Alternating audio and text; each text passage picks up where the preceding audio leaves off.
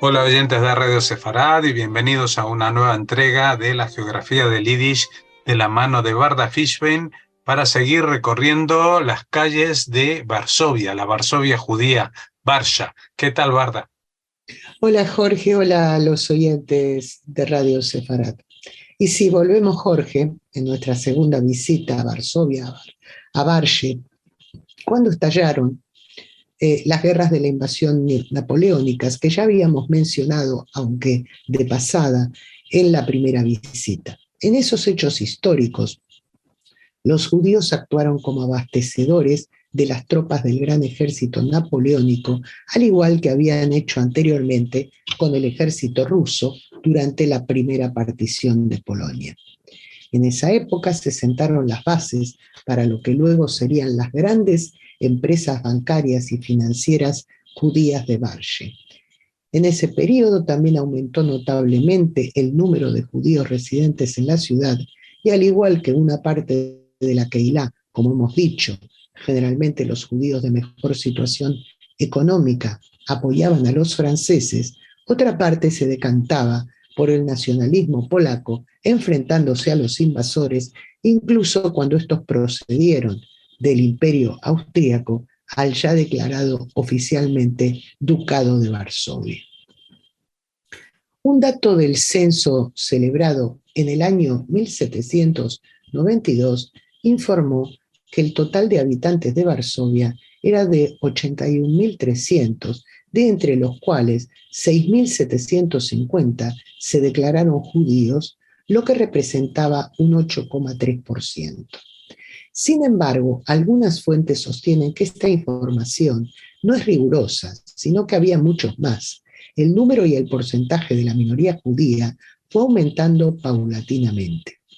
En el año 1797 ya había viviendo en Varshe 7.700 judíos oficialmente, y a vueltas del nuevo siglo, en 1810, ya se contaban 14.600, lo que suponía un 18% de la población total. Mayoritariamente se ganaban la vida con el comercio, dentro de una amplia gama de actividades que incluían desde las grandes finanzas hasta la venta ambulante.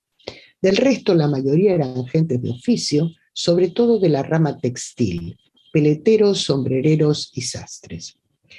El Congreso de Viena ratificó la partición de Polonia en el año 1815 y Varsovia pasó a ser la capital del nuevo, aunque dependiente del imperio, Reino de Polonia, cuyo monarca, de hecho, de facto, era el zar ruso. Eso no impidió que la villa creciera y se desarrollara como gran núcleo político y cultural y se constituyera en referente de la vida de toda Polonia.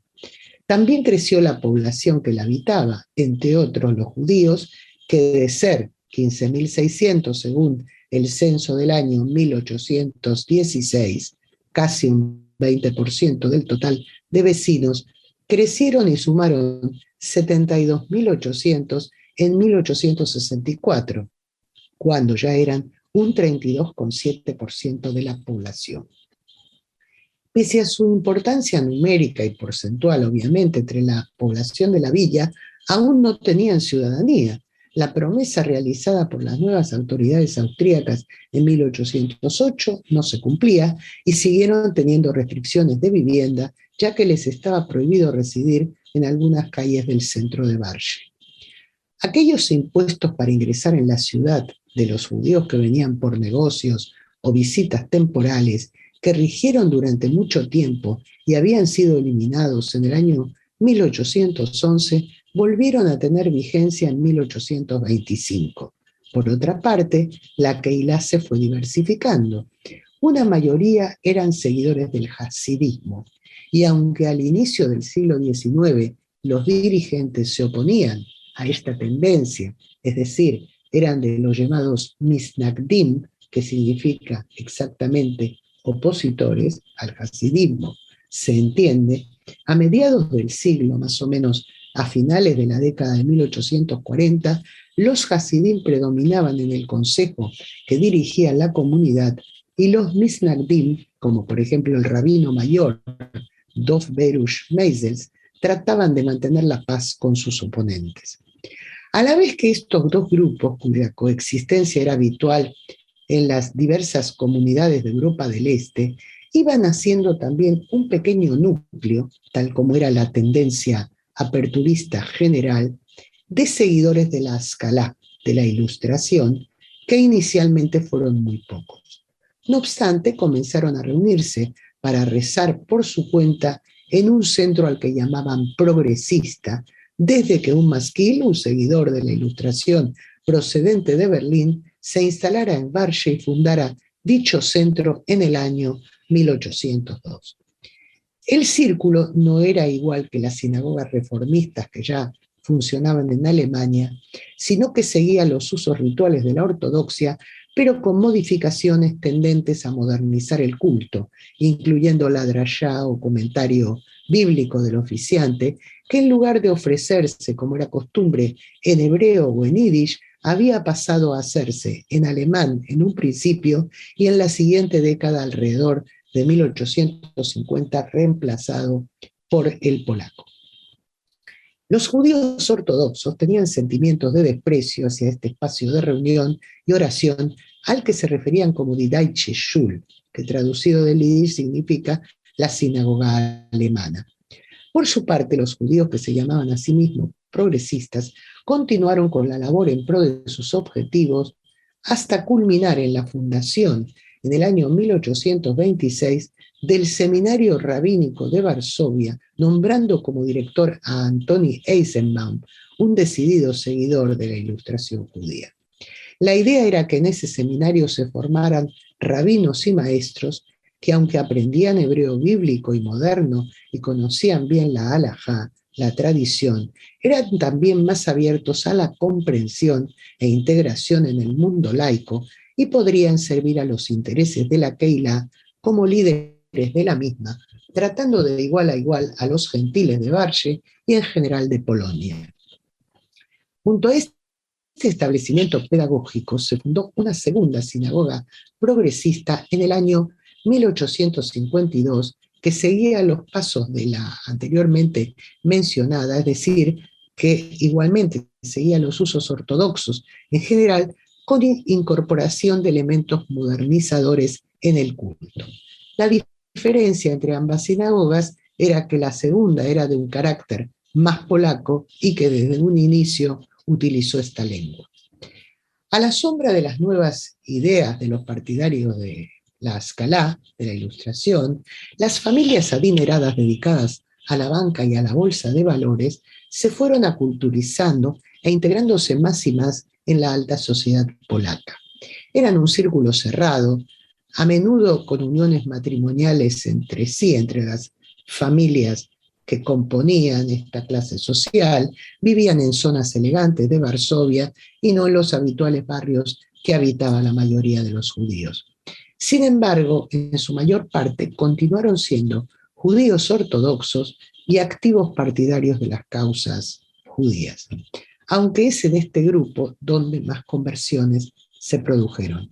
No obstante, debemos insistir en que la masa más numerosa de judíos de diversa condición socioeconómica y cultural siguió sin integrarse ni asimilarse, continuó hablando en yiddish y acudiendo a los servicios de las sinagogas ortodoxas. En el año 1830 hubo una rebelión contra el gobierno ruso y eso representó un desafío para los judíos, sobre todo para los más tendentes a la asimilación. El levantamiento se inició con un reguero de violencia, saqueos y desórdenes públicos y las autoridades intentaron sofocar la violencia de las masas con la creación de una Guardia Nacional integrada por ciudadanos de buena situación económica. Muchos judíos quisieron secundar a este grupo como forma de solidarizarse con las reivindicaciones polacas y a la vez para aprovechar la ocasión y reclamar la concesión de derechos como ciudadanos plenos. Los líderes de la rebelión aceptaban a los judíos siempre que se quitaran la barba que los identificaba como tales. Esta condición en líneas generales no era aceptable para la mayoría, pero igualmente con o sin barba Hacia 1831, medio millar de ellos se había alistado en el verano de ese año en las filas rebeldes y para finales del mismo su número se había duplicado. El levantamiento fue reprimido con dureza y a eso le siguió una época muy restrictiva por orden del zar Nicolás I. Muchos aristócratas y polacos pertenecientes a las élites económicas influyentes se marcharon al exilio, sobre todo a París. Los análisis en los círculos de este exilio fue que no bastaba con que se rebelaran las clases altas, sino que debían contar con el campesinado y los judíos, incluso aunque hasta entonces siguieran careciendo de plenos derechos cívicos. Eso llevó a una mejora en las relaciones entre los judíos y los polacos, sobre todo cuando a Nicolás I le sucedió en el año 1855 el zar Alejandro II. Este monarca quiso calmar los ánimos y el descontento, proponiendo una suerte de autogobierno con limitaciones en el reino de Polonia, pero esta propuesta fue respondida con nuevos disturbios y protestas de toda la población. La situación esta mejoró aún más las relaciones de la minoría judía con la sociedad polaca y para la época del levantamiento del año 1863, otro levantamiento, reinaba una estrecha confraternización entre ambas partes. 2 años antes, al inicio de 1861, durante una manifestación de protesta, hallaron la muerte 5 manifestantes, de los cuales 2 eran judíos. Como respuesta, se eligió a 12 ciudadanos importantes de Varshe, entre ellos el rabino jefe ya mencionado, Dov Berush Meisels, para integrar una delegación que hiciera llegar las demandas populares a las autoridades. Meisels tenía experiencia, además, pues había participado en Cracovia en la Revolución de 1848. Fue él quien se dirigió al palacio donde vivía el conde Andrzej Zamoyski, el principal demandante de reformas para Polonia, con idea de firmar un documento solicitando al zar de Rusia la devolución de derechos de la nación polaca. La reunión entre el rabino y el conde fue de gran sintonía, tal como se refleja en documentos donde quedó escrito el relato histórico de estos hechos.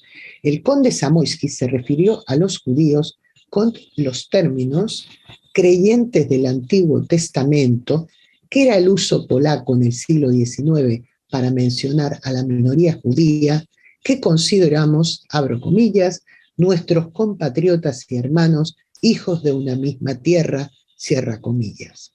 Por su parte, Meisels correspondió a las palabras del conde con la siguiente frase, abro comillas, nosotros también sentimos que somos polacos y amamos a los demás habitantes de la tierra polaca al igual que tú.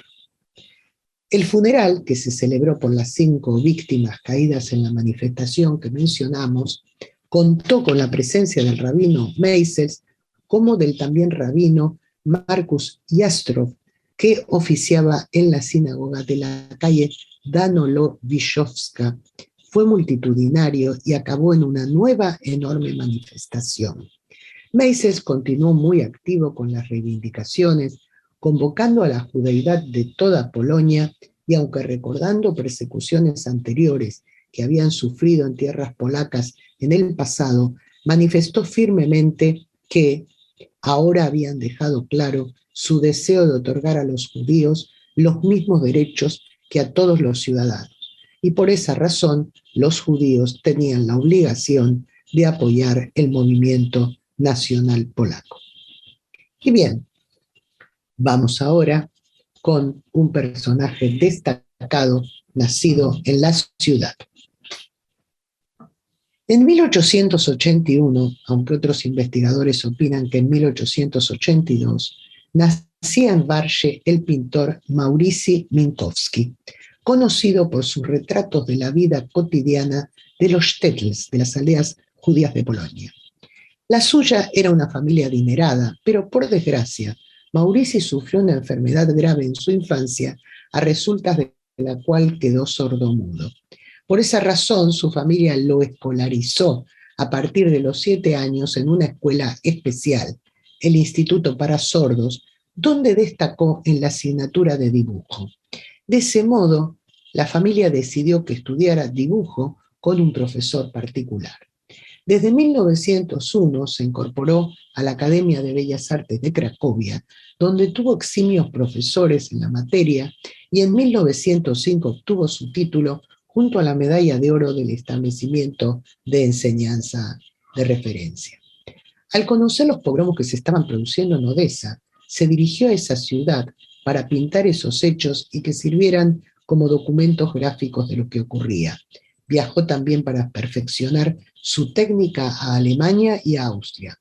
Luego volvió a su Varsovia natal, aunque no por mucho tiempo. En 1908 se marchó a París, donde se casó y decidió fijar su residencia. A menudo volvía a Polonia para participar de exposiciones en diversas ciudades de su país. En noviembre del año 1930 viajó a Argentina, donde se iba a exponer una muestra de sus pinturas en América por primera vez. Ese mismo mes, como no oía, no percibió que se acercaba un taxi, aunque éste tocó reiteradamente el claxon y fue golpeado por el vehículo que lo mató. La exposición se realizó igualmente, adquiriendo el carácter de homenaje póstumo con el patrocinio de la Asociación Judía de Argentina. Al año siguiente se creó un comité para recaudar fondos y comprar sus obras.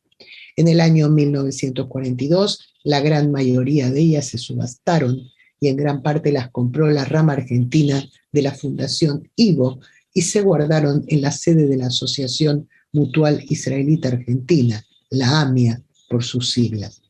Cuando se produjo el atentado con un coche bomba contra el edificio de la AMIA en el año 1994, en el que fueron asesinadas 85 personas, casi todas las obras de Minkowski sufrieron algún daño e incluso algunas de ellas quedaron del todo irrecuperables. Las que se conservaron se exhibieron en el año 2011 en una exposición en el Museo Eduardo Sívori. Como se ha dicho, este pintor falleció a raíz del golpe de un coche el 23 de noviembre de 1930 en Buenos Aires, Argentina. Otro nativo destacado de Varsovia fue el poeta y activo sionista Yosef Papiernikov, nacido en el año 1897.